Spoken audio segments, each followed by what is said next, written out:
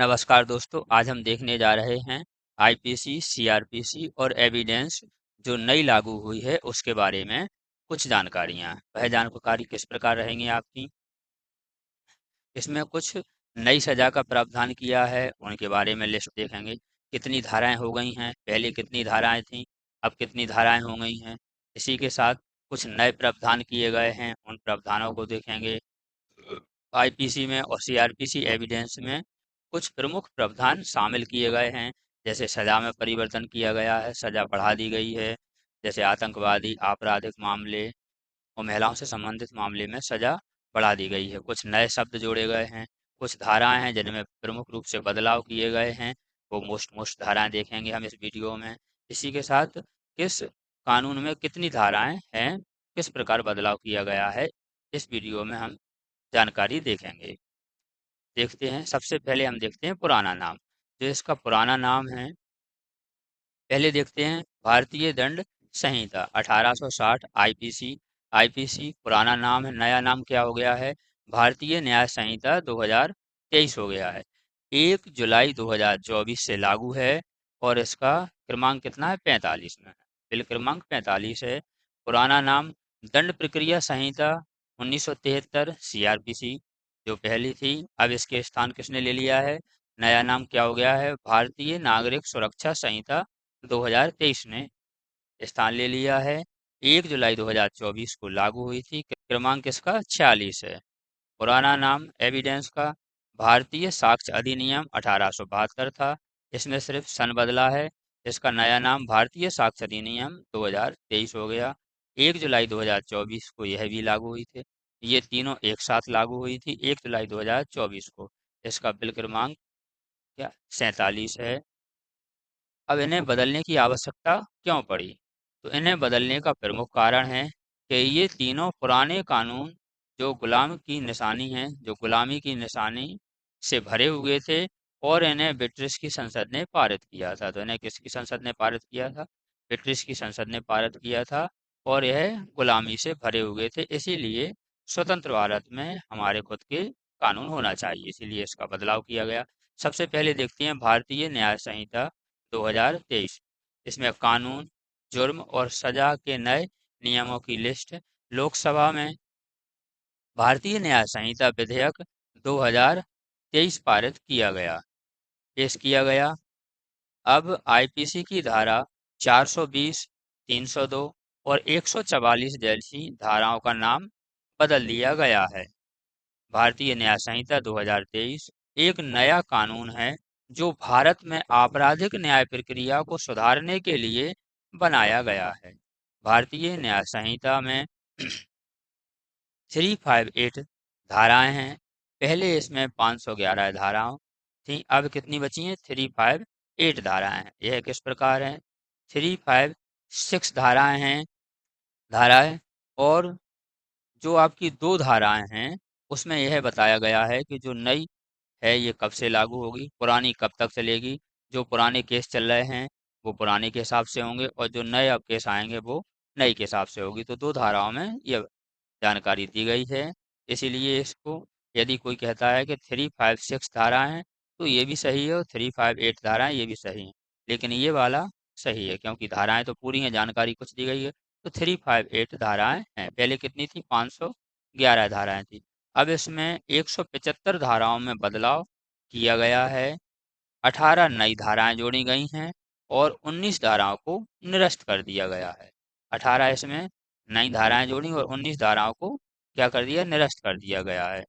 भारतीय न्याय संहिता 2023 नए बदलाव को इस वीडियो के माध्यम से हम आपको बताएंगे। जो नए बदलाव हैं वो हम बदलाव आपके सामने लेके आए हैं।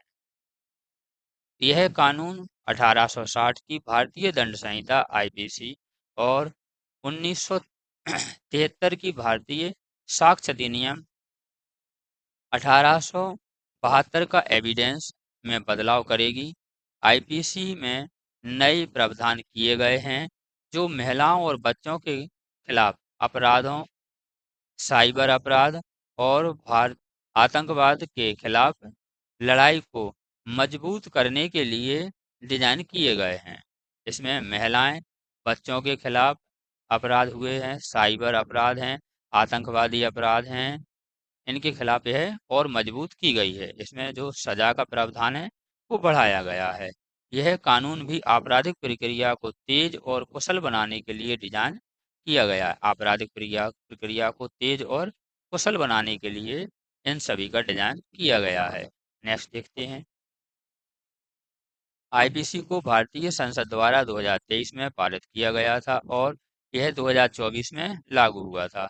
यह कानून भारत के आपराधिक न्याय प्रणाली में से एक बड़ा बदलाव है और यह देश को एक अधिक सुरक्षित और न्यायपूर्ण जगह बनाने की उम्मीद है। अधिक सुरक्षित और न्यायपूर्ण जगह बनाने की एक उम्मीद है, इसीलिए इसमें बदलाव किया गया है। आईपीसी एक महत्वपूर्ण कानून है जो आपका भारतीय न्याय संहिता आपकी आईपीसी है। अब इसे अपन आईपीसी नहीं कहेंगे, समझाने के लिए इस शब्द का इस्तेमाल किया गया है। अब इसे भारतीय न्याय संहिता बीएनएस बोलेंगे और भारतीय न्याय सुरक्षा संहिता बीएनएसएस कहेंगे। सीआरपीसी का नया नाम और आईपीसी का, तो इसे आईपीसी ना कहे कि क्या कहेंगे, बीएनएस एक महत्वपूर्ण कानून है जो भारत में आपराधिक न्याय प्रणाली को सुधारने की उम्मीद है। यह कानून देश को एक अधिक सुरक्षित और न्यायपूर्ण जगह बनाने में मदद करेगा, इसीलिए इसमें बदलाव किया गया है। आईपीसी यानी बीएनएस के कुछ महत्वपूर्ण प्रावधान शामिल किए गए हैं। पुराना नाम आईपीसी, नया नाम भारतीय न्याय संहिता बीएनएस। देखते हैं क्या है बदलाव। प्रावधान जो शामिल किए गए हैं, महिलाओं और बच्चों के खिलाफ अपराधों को कठोर सजा दी जाएगी। महिलाओं के खिलाफ और बच्चों के खिलाफ जो भी अपराध हैं उसमें कठोर सजा दी जाएगी, सजा बढ़ा दी गई है। उदाहरण के लिए किसी महिला को धोखा देकर उसके साथ यौन संबंध बनाने के लिए अब 10 साल से 20 साल तक की सजा का प्रावधान किया गया है।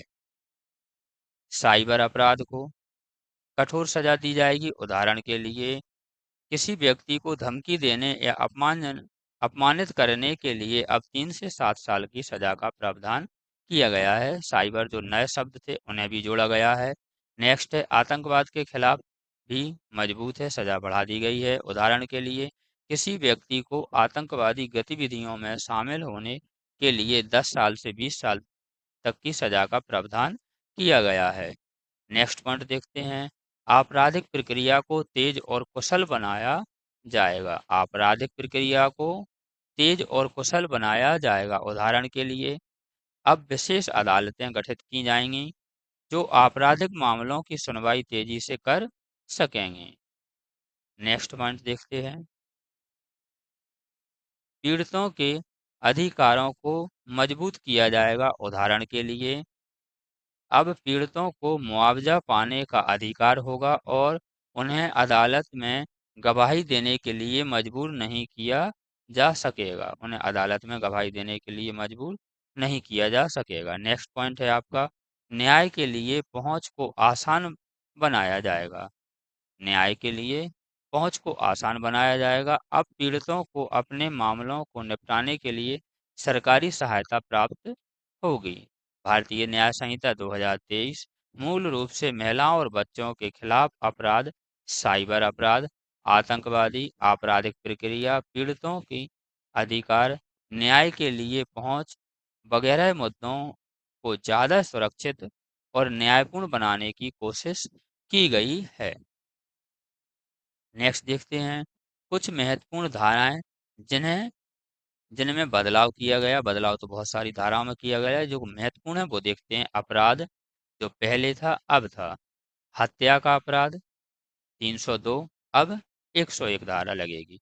धोखाधड़ी 420 के स्थान पे 316 का इस्तेमाल होगा, 316 पे ये पहुंच गई है। भीड़ भाड़ हंगामा के लिए जो 144 थी अब 187 हो गई है।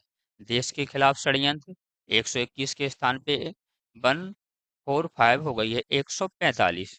देश के खिलाफ गतिविधियों के 121 एक स्थान पे 146 हो गई है।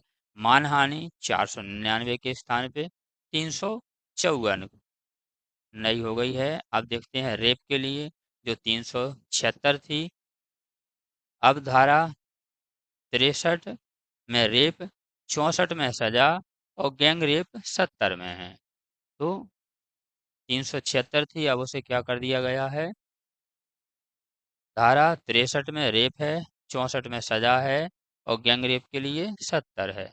मानहानि जो सेक्शन 499 और 500 में था, अब कहाँ हो गया है, 354 में हो गया है। धरना प्रदर्शन या दंगा के लिए पहले 147, 148 और 149 थी, अब नया सेक्शन बना दिया गया है। निषेधाज्ञा उल्लंघन पर 188 के स्थान पे नया सेक्शन है। राजद्रोह कानून 124 ए के स्थान पे अब 150 धारा हो गई है। किस कानून में कितनी धाराएं हैं, किस कानून में कितनी धाराएं हैं, पूरी देखेंगे हम। बीएनएसएस में भारतीय न्याय संहिता आईपीसी को रिपील किया गया है। इसमें पहले 511 धाराओं के स्थान पे अब 358, हमने आपको बताया 356 धाराएं में दिया गया है और 2 धाराओं में इसकी जानकारी दी गई है। इसमें 175 धाराओं में बदलाव किया गया है, 18 नई धाराएं जोड़ी गई हैं और 19 धाराओं को निरस्त कर दिया गया है। आगे देखते हैं, भारतीय नागरिक सुरक्षा संहिता 2023 सीआरपीसी को रिपील किया गया है। पहले सीआरपीसी में 484 धाराएं थीं, अब 531 धाराएं हो गई हैं। 160 160 धाराओं में बदलाव किया गया है, 15 नई धाराएं जोड़ी गई हैं और 15 धाराओं को निरस्त कर दिया गया है। एविडेंस को देखते हैं। भारतीय साक्ष्य अधिनियम अधिनियम रिपील किया गया है। पहले इसमें 167 धाराएं थीं, अब 170 धाराएं होंगी। 23 धाराओं में बदलाव किए गए हैं, एक नई धारा जोड़ी गई है, 5 धाराओं को निरस्त कर दिया गया है। अब इसमें कुछ नए शब्द आए हैं। कानून में दस्तावेजों की परिभाषा का विस्तार और इलेक्ट्रॉनिक्स या digital record, email, cyber, computer, smartphone, laptop, MMS, SMS, website, location, साक्ष्य के डिवाइस आदि मेल मैसेजर को कानूनी वैध कर दिया गया है। एफआईआर से केस डायरी से चार्जशीट और चार्जशीट से जजमेंट तक की सारी प्रक्रिया को डिजिटल करने का प्रावधान किया गया है। इस कानून में इसमें डिजिटल करने का प्रयास किया गया। तो यह रही आपकी संपूर्ण जानकारी। आशा करते हैं आपको यह न्याय संहिता पसंद आई होगी। यह वीडियो भारतीय साक्ष्य जो आपकी बीएनएस है और वीएनएसएस है और एविडेंस के बारे में जो बदलाव थे वो हमने शॉर्ट वीडियो में बताने का प्रयास किया है। आशा करते हैं कि यह वीडियो आपको पसंद आया होगा। ऐसी ही वीडियो प्राप्त करने के लिए आप हमारे चैनल को सब्सक्राइब कर लीजिए, जिससे सबसे पहले आप तक जानकारी पहुंच सके। वीडियो देखने के लिए थैंक यू।